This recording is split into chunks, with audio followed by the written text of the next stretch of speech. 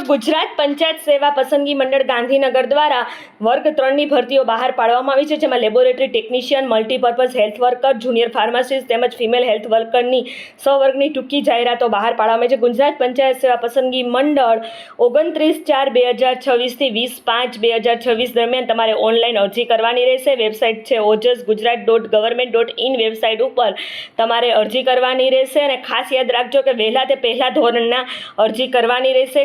પાછળથી અરજી કરતા નહીં, નકર વેબસાઇટ જામ પણ આવી શકે છે.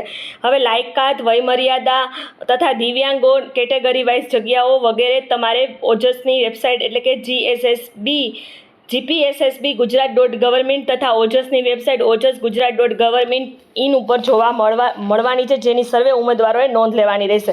હવે લેબોરેટરી ટેકનિશિયનની જગ્યા છે તે 108 છે. ખાસ યાદ રાખજો, જેમાં જનરલની 40 છે, એટલે કોઈપણ કાસ્ટના ઉમેદવાર પરીક્ષા પાસ થઈને જનરલમાં આવી શકે છે. ત્યાર પછીની જગ્યા જોઈ લઈએ તો મલ્ટીપર્પઝ હેલ્થ વર્કર પુરુષની 420 જગ્યાઓ છે.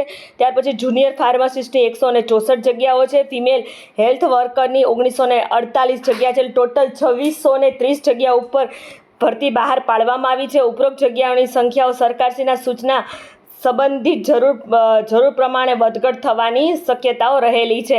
ભરતી પ્રક્રિયાના અનુસંધાને જાહેરાતના કોઈપણ કારણસર તેમાં ફેરફાર રદ કરવાની શક્યતાઓ હોય તે મંડળને આધીન રહેશે.